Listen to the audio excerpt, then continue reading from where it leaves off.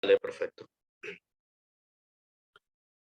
Bien, acá estamos nuevamente en ¿qué hacemos en la ingeniería en sistemas de información? Hoy con el ingeniero en sistemas de información y doctorando, Hernán Miranda, egresado de la Facultad Regional Delta, o sea que nos conocimos en el rol de alumno-profesor. Y bueno, Exacto. buen día Hernán, ¿cómo estás? Buen día, Cecilio, buen día a todos. Un gusto estar acá y muchas gracias por la invitación. No, la verdad que es un lujo y como te decía recién, hayas sido alumno nuestro y que hoy por hoy estés trabajando como profesor en 3 cátedras, ¿puede ser? Sí, sí, estoy a la que ahora se llama lógica y estructuras discretas, digamos, hasta el año pasado era matemática discreta, con el cambio de plan, cambio de nombre. Bueno, álgebra y geometría analítica y sintaxis y semántica de los lenguajes.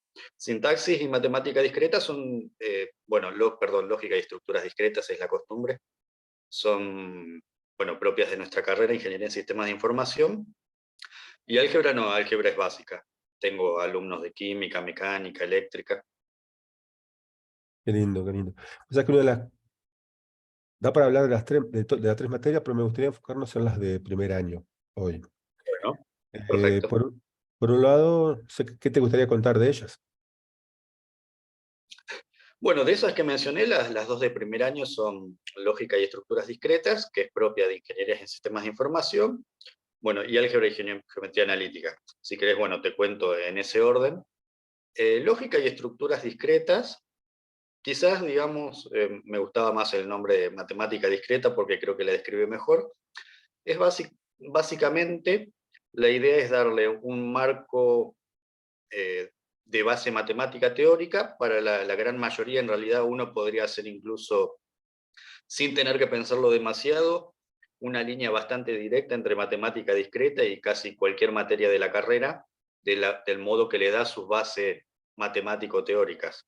Es decir, no hay que pensarlo nada muy rebuscado, es bastante claro, digamos, el camino que lleva cada una, quizás excluyendo las que tienen más que ver con la parte de negocios o de administración, eh, digamos, la que antes era sistemas de organizaciones o administración gerencial, pero incluso en esas uno le puede encontrar algún tema de matrices o demás.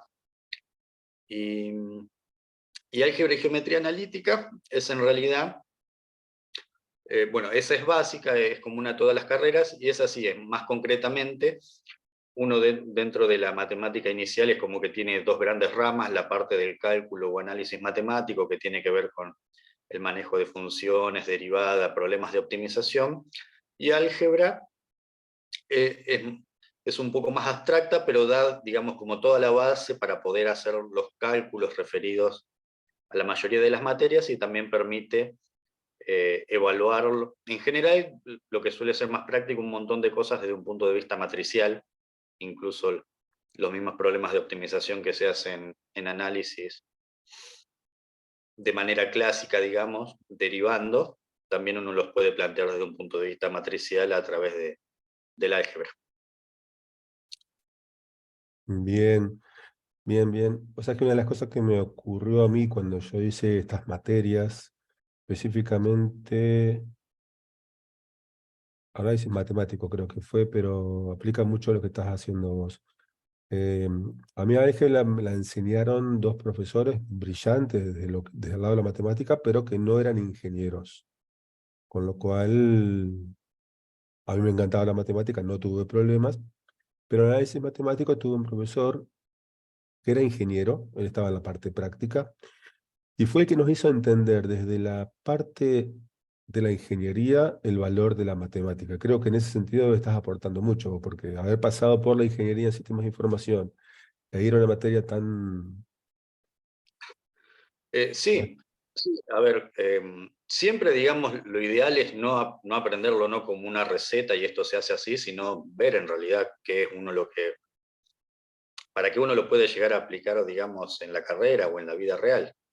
Eh, Particularmente en el caso de álgebra, por ejemplo, es un poquito más difícil que hacerlo con análisis, porque ya te digo, en análisis uno puede ver ejemplos concretos, es decir, si derivo me sirve para qué es tal cosa, si integro me sirve, no sé, para calcular un volumen, un área, un problema de optimización, es decir, para qué valor del costo tengo el máximo beneficio o el mínimo beneficio, son quizás ejemplos muy concretos eh, en los cuales uno puede aplicar análisis y funcionar. Álgebra es un poquito más difícil desde ese punto de vista, porque en realidad lo que intenta es enmarcar todo en el concepto de espacios vectoriales, que el concepto en sí es bastante abstracto, y quizás uno le puede ver ejemplos de aplicación cuando ya está bastante avanzado en el camino, ¿no? Y el problema de introducir los ejemplos desde el comienzo, que es algo no solo propio de álgebra, sino en realidad de cualquier materia de primero, es que quizás a veces, como el alumno recién está ingresando, si vos le querés mostrar un ejemplo de aplicación, en realidad primero le tenés que enseñar el tema en el cual le vas a introducir el ejemplo, y entonces como que tenés un doble problema, tenés que introducir al alumno al mismo tiempo al problema del campo de aplicación y al problema del álgebra.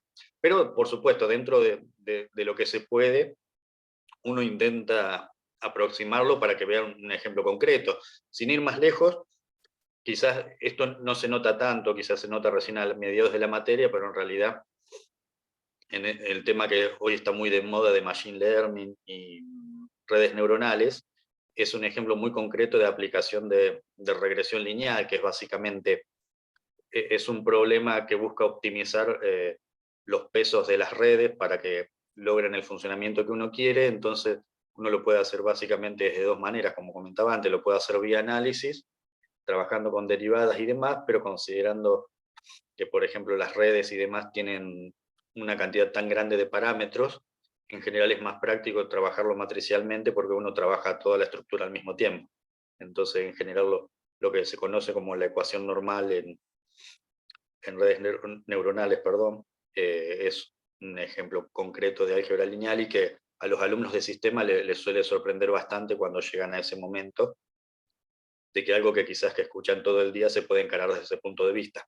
Pero bueno, por otro lado, tampoco se puede avanzar mucho más que mencionar eso, porque en realidad para poder aplicarla bien habría que tener teoría de otras materias que se ven en años muy avanzados de la carrera, sin ir más lejos. Inteligencia artificial, por ejemplo, está en quinto año en sistemas, entonces ahí te encontrás constantemente el problema de yo te quiero mostrar un ejemplo de aplicación, pero en realidad te complico la vida si te muestro la teoría que corresponde a ese ejemplo. Y en el caso de matemática discreta, quizás sí, un poco más por la cercanía de los alumnos, uno puede ir introduciendo constantemente ejemplos no demasiado profundos, pero que sí eh, tienen que ver con la aplicación directa, digamos, sobre todo cuando uno llega a la parte de grafos, que tiene una traducción bastante directa a la parte de redes, o problemas es decir, de ruta crítica, ese tipo de cosas que también le suelen interesar bastante a los alumnos. Bueno, y ni hablar, bueno, cuando uno llega a la última parte, donde trata con lenguajes, máquinas, autómatas, que ahí sí uno lo puede relacionar continuamente con lenguajes de programación, construcción de compiladores, intérpretes. Pero sí, en realidad uno más concretamente puede llegar a dar una aplicación directa, por ejemplo, en sintaxis, la materia de segundo.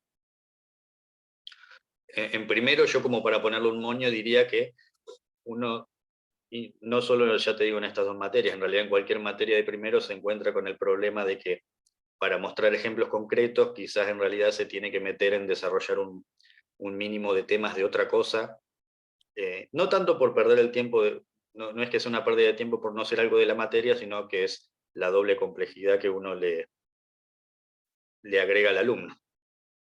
Bien, bien. O sea, digamos, tiene que hacer sería una especie de salto de fe, pero bajo la experiencia de alguien como vos, que es ingeniero de sistemas de información, ¿no? Sí, sí, por eso, obviamente, en realidad Bien.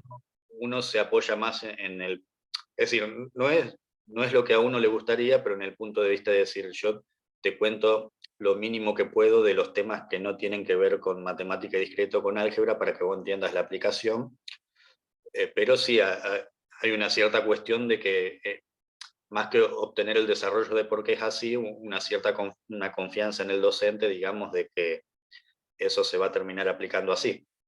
Excelente. Siempre, digamos, lo que quedaría como un moño, ¿no? Es por qué el desarrollo lleva a ese modelo que yo te enseñé en la otra materia, pero bueno, uno siempre tiene que balancear costo-beneficio de la complejidad que le puede introducir al alumno. Bien, bien, bien, bien. Excelente hasta ahora. Estás haciendo el doctorado. Eso me enteré el otro día. Eh, Contame un sí, poquito. sí. Digamos, yo, eh, que quizás apunta a lo que tiene que ver este grupo de charlas, quizás tengo una carrera, llamémosle, un poco extraña para lo que es un ingeniero en sistemas de información, porque en realidad yo empecé a trabajar en investigación ya desde que era alumno, digamos, creo que en segundo, en tercer año. Empecé a trabajar en el laboratorio de optoelectrónica y metrología aplicada que dirige el doctor Jorge Torga, donde ahí lo que se hacen es básicamente mediciones de muy alta precisión, es decir, rango de micrones o nanómetros, con técnicas láser. Entonces, en realidad yo cuando comencé a trabajar ahí, eh, incluso se puede decir que el trabajo más que hacía era más de físico que de ingeniero, porque digamos, era el planteo del experimento, y cuando digo el planteo digo todo, desde soldar los cables, poner las plaquetas, alinear los objetos de medición, realizar la medición y luego procesarla, que quizás sí es la parte que quizás uno relacionaría más con sistema, pero es algo que siempre me interesó porque, digamos, es como que siempre hubo algo en mí, digamos, que decía, me gustaba la ingeniería, pero también me gustaba la física, entonces es algo que particularmente me cerraba. Y después ahí también pude conocer, quizás más concretamente con la carrera, una parte que a mí me interesaba mucho, es que estamos hablando de quizás hace 10 15 años atrás, que no había tanto, tanto paquetes, drivers disponibles, entonces llegué a trabajar en algo que a mí me interesaba, que era trabajar a muy bajo nivel, de construir casi desde cero drivers para osciloscopios, cámaras, es decir, todas las cosas que yo conectaba a los experimentos. Y eso sí es algo mucho más propio de sistemas, entonces como que hacía todo el combo. Después, a medida que fui avanzando, bueno, terminé la carrera y seguí trabajando ahí, participando en proyectos de investigación eh, en varios PIT. Y después sí, en el año 2018-2019 se dio la chance ya de pasar, más allá de algunos pequeños trabajos de otro tipo, de pasar tiempo completo a la parte académica en la facultad, entonces complementar la parte docente con investigación, y probablemente la mejor manera de aprovechar todos los tiempos era juntar la docencia con el doctorado, porque, digamos, me permite a mí la posibilidad de seguir creciendo, digamos, en cuanto a mis estudios, y además, por supuesto, siempre también a la facultad eh, le da, digamos, un mayor pedigrí, tener una mayor cantidad de doctorandos egresados, estudiantes y demás. Entonces ahí, si bien nunca me fui, ya volví en una mayor carga horaria nuevamente al laboratorio, pero ahora sí, quizás lo que estoy haciendo en mi tesis ya es algo más parecido, va uno que asociaría más fácilmente con sistemas de información, que es en los distintos tipos de experimentos que se hacen ahí. En general uno obtiene siempre una nube de puntos, es decir, 3 coordenadas, pero que no están directamente procesadas, sino que son quizás 2 de las coordenadas sí, llamémosle horizontal y vertical, o X, Y, pero la tercera coordenada en general depende de lo que uno obtiene de la medición y de la técnica con la que lo obtuvo. Entonces la idea es hacer un procesamiento post-medición que convierta esa última coordenada a algo más común al espacio que usamos usualmente. Y luego la idea es generar la reconstrucción del cuerpo que se midió, digamos, ¿sí? Transformar las 3 mediciones, que quizás uno las puede pensar como una imagen, algo en 2 dimensiones, y reconvertirla a 3 dimensiones para tener el cuerpo o el objeto completo, y ya sea realizar mediciones o generar un modelo que permita representarlo mejor y después poder usarlo en otra cosa, como podría ser una simulación, por ejemplo. Es decir, alguna de las cosas mediciones con las que he estado trabajando últimamente es con una gente de Entre Ríos, que lo que ellos hacen es hacer ablaciones láser, es decir, queman superficies con un láser para ver el efecto que tiene en la superficie, y bueno, le interesan medir ciertas características, entonces quizás una vez que uno tiene la reconstrucción, si está bien hecha y, y logras hacerlo llamémosle en un modelo que sea fácilmente manejable, entonces uno podría luego intentar predecir qué pasaría si cambiamos la potencia del láser o si lo apuntamos al otro lado. Entonces, básicamente lo que yo estoy intentando hacer o lo que planteo para mi doctorado es eh, generar, digamos, nuevas maneras de reconstrucción que me permitan generar el cuerpo, es decir, lo que yo medí, pero a su vez dejarlo en un formato que sea útil como para poder realizarle otro tipo de procesamientos, como ser, por ejemplo, simulaciones sobre eso. ¿Sí? Entonces ahí hago, en realidad no hace tanto que comencé, porque si bien yo mencioné 2019 y 2020, hay que recordar que lamentablemente tuvimos esos 2 años en el medio, que, bueno, como estábamos con el tema de la restricción de movimiento y demás, en realidad ahí no se pudieron hacer mediciones ni ese tipo de cosas. Recién básicamente volvimos al laboratorio a principios del año pasado.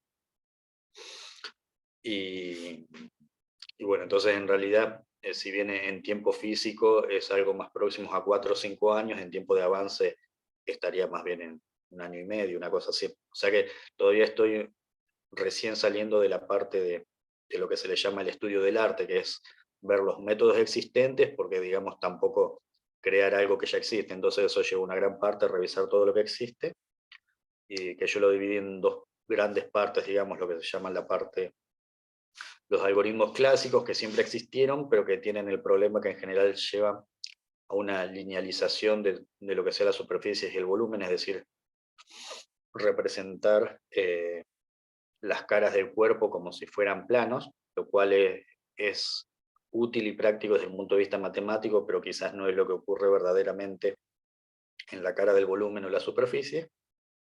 Bueno, y la idea es intentar mejorar, mezclar, crear o recrear alguno de esos algoritmos, pero dándole una mejora con técnicas más modernas, como podrían ser redes neuronales, por ejemplo. Bien, o sea, es que primero, contanos un poquito cómo se llama el doctorado que estás haciendo. El doctorado, bueno, es el que existe en nuestra facultad, que se llama Doctorado en Ingeniería, y particularmente tiene una orientación hacia ensayos no destructivos. Tiene una mención en ensayos estructurales, que uno podría decir, digamos, es ensayos no destructivos, y porque precisamente lo que hacemos en el laboratorio de optoelectrónica es básicamente, medimos a través de un láser que va rebotando entre la superficie, pero que es de pequeña potencia, llamémosle, entonces no perturba la superficie que uno está midiendo. ¿Sí? Entonces por eso se le llama no destructivo, es decir, es algo muy bueno, en realidad no modifica lo que yo estoy midiendo. ¿Sí? Por ejemplo, quizás no parece, pero cuando uno mide a tan baja precisión, existen algunos instrumentos que son de presión, por ejemplo, que requieren tocar el objeto, y si uno está midiendo algo que son nanómetros, el tocar el objeto puede cambiar precisamente lo que uno está midiendo. Bien, la otra cosa, destacando un poco lo que mencionás y todo tu expertise, toda tu inclinación hacia ese camino que elegiste, me queda pensar, y que creo que es algo que en cierta manera fortalece lo que decimos, ¿no? Sistemas de información no es únicamente sistemas de gestión, es mucho más amplio de lo que uno se imagina. Y por otro lado, sea lo que uno vaya a sistematizar, tiene que empaparse, tiene que meterse en la cuestión. Y hay otra cuestión, ¿no? El tema del trabajo interdisciplinario. Nosotros hoy por hoy en la facultad tenemos, creo que son 4 ingenierías. Sí. Vos estás muy relacionado con otras ingenierías y creo que Sí, ahí hay un desarrollo muy interesante en cuanto a unir las carreras como para poder hacer cosas como las que estás haciendo vos también. Y ahí entra el tema del trabajo interdisciplinario. Pero básicamente es cualquier cosa que vayamos a informatizar, tenemos que conocerla, porque de lo contrario no vamos a poder llegar a una buena solución. Y la tercera que quería destacar es, que seguro que les pueden llegar a preguntar los alumnos, es qué tecnologías de información utilizás para crear lo que estás creando. Viste que ok. lo típico es Java, JavaScript, Sí, sí, sí, PHP, que se usa. Python. Bueno, a ver, quizás para responderte en orden. Sí, o sea, con respecto a la primera, sí, incluso por eso yo, una de las primeras cosas que te mencioné es que, digamos, no tengo una carrera, no, está, no sé si está bien decir muy típica o no, sino que, como vos decís, no es el arco de carrera que yo seguí no es lo primero que uno se imaginaría, digamos, o para un ingeniero en sistemas de información, uno en general tiende a pensar en otro tipo de cosas, ya sea como el trabajo, ya sea independiente o en el marco de una empresa, pero trabajando en otro tipo de cosas. En general la parte científica es como... Ahora debo reconocer que ha mejorado, pero sí, por ejemplo, en ese laboratorio que yo mencioné, básicamente durante 10 años, como vos decís, teníamos ingenieros químicos, mecánicos y eléctricos, que son las otras tres carreras que se en nuestra facultad, y durante mucho tiempo yo fui el único de sistemas. Eh, eh, eh, Tiene que ver un poco, ¿no?, con los gustos personales de cada uno, pero sí, tiene que estar, creo yo, un ingeniero en sistemas capacitado para que, si le surge la posibilidad, poder relacionarse con cualquiera de esos temas. Y como vos decís, eh, cuando vos te metes en el tema, por supuesto, podés entrenarte, podés estudiarlo, pero necesitas tener una base, creo yo, que te permita no tener que empezar desde cero. Por eso es que a mí me parece muy bien, si bien hay vistas contrarias, que el ingeniero en sistema, como cualquier ingeniero, tenga que ver muchas materias, bueno, de matemática ni hablar, pero también física 1, física 2 como tenemos. Quizás no estaría mal incluso tampoco física 3 por cuestiones relacionadas con ondas y demás. Eh, si bien ahora, bueno, por cuestiones del diseño del plan no está química, pero yo lo veía también como una buena idea cuando estaba. Entonces, el hecho de tener toda esa base después te facilita relacionarte con las demás, por ejemplo, dentro de la facultad, con la mayoría de los laboratorios que son de las otras especialidades. Eh, entonces, por un lado, sí, sobre todo en un principio dependía un poco más de la inclinación de cada uno, pero en realidad creo que nuestra carrera como está diseñada nos prepara bien, si uno utiliza las bases que aprendió como para luego poder aprender un tema que quizás no está visto como tan de sistemas, pero sin mayores problemas y poder relacionarse con el resto de los demás. Eh, Me refiero particularmente a los demás laboratorios y carreras que hay en la facultad, pero lo extendería a cualquier otra rama de la industria o incluso de la investigación. Y con respecto a lo que vos me preguntás de los elementos que utilizamos, eh, en general, cuando comencé, la gran parte de la comunidad científica trabajaba básicamente, podríamos decir, en MATLAB, que es un software propietario, que si bien MATLAB es lo conocido del software, MATLAB tiene algo muy potente que es su propio lenguaje de programación que se llama M, así como uno tiene C, por ejemplo, C++. En realidad MATLAB está construido en su propio lenguaje que se llama M, y en general en realidad lo que uno utilizaba es ese propio M. Después MATLAB es en realidad la interfaz gráfica y la interacción con el programa que uno le puede hacer para obtener respuestas, pero es básicamente un lenguaje de programación muy potente. Eh, el problema, bueno, es que obviamente es propietario y cerrado, y entonces luego uno, para hacer publicaciones, ese tipo de cosas, tiene que tenerla como corresponde, ¿no?, la licencia oficial, y sobre todo, ya incluso en épocas que no teníamos cuestiones de problemas cambiarios y demás, siempre fue extremadamente caro.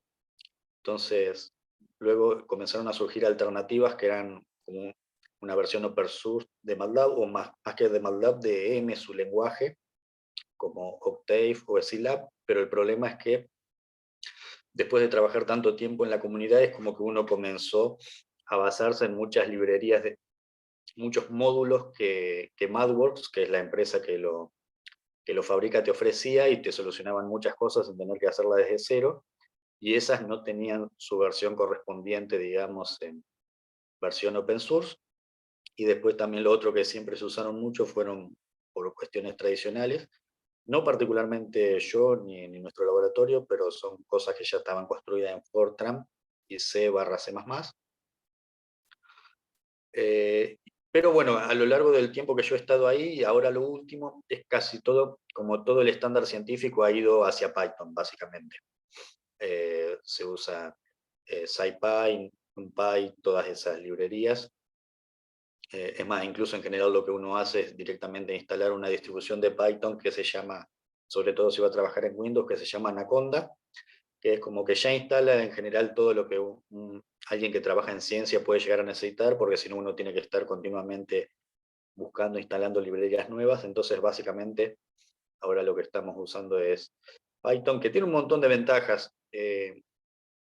Funciona bien, es igual de bien con menos requerimientos de hardware, es open source y hay menos problemas de licencia, y la verdad hasta incluso tiene una sintaxis, creo yo, tan simple y demás, que termina siendo hasta más útil que lo que era el propio MATLAB. Pero bueno, lo que es el mundo de MATLAB/M, hay un montón de cosas construidas y que la verdad funcionan bien, que tampoco vale la pena cambiarlas. Entonces es como, yo diría, ahora la mayoría es Python y sus relacionados, pero también queda una gran parte de MATLAB/M que se sigue utilizando.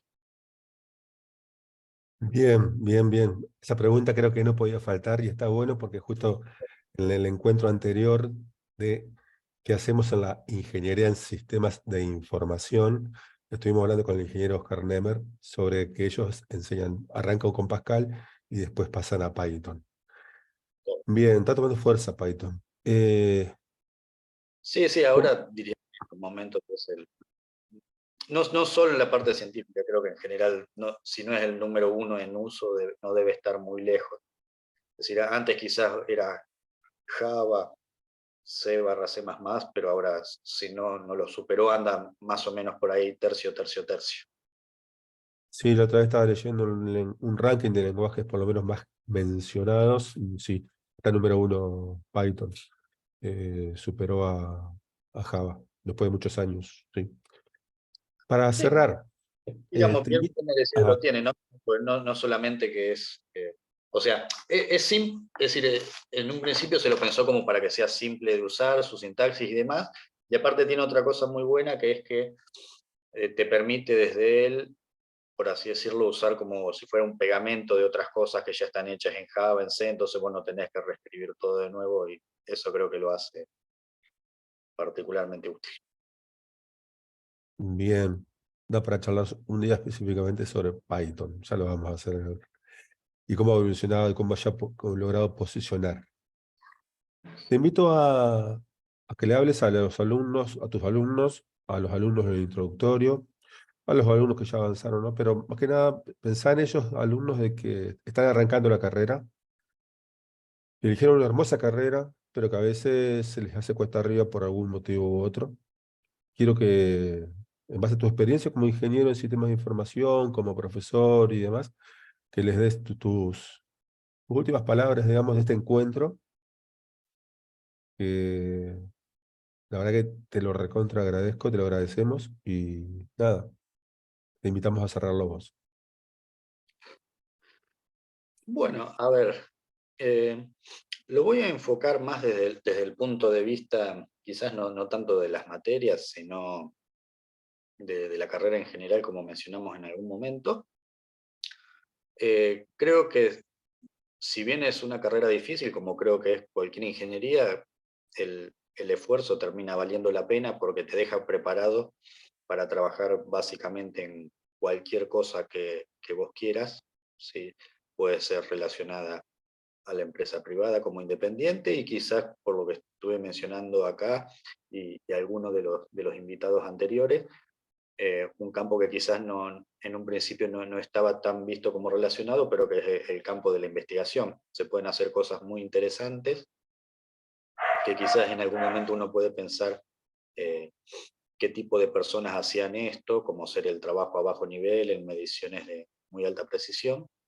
Entonces, la verdad vale la pena el esfuerzo.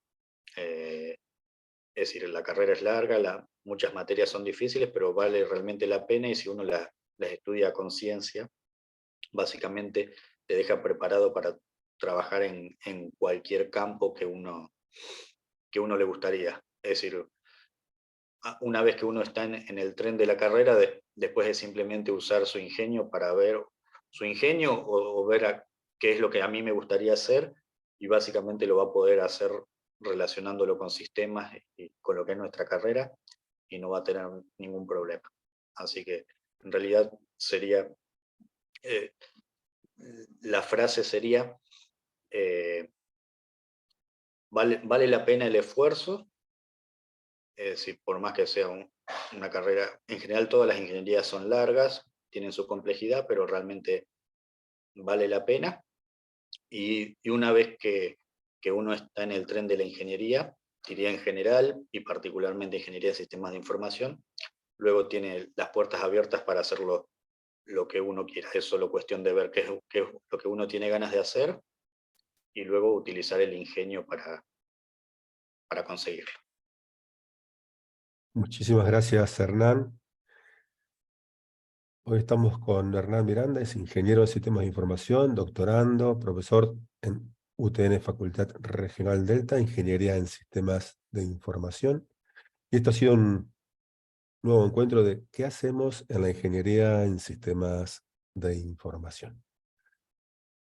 Gracias, Hernán. Ahora seguimos conversando. No hay por qué, Cecilio.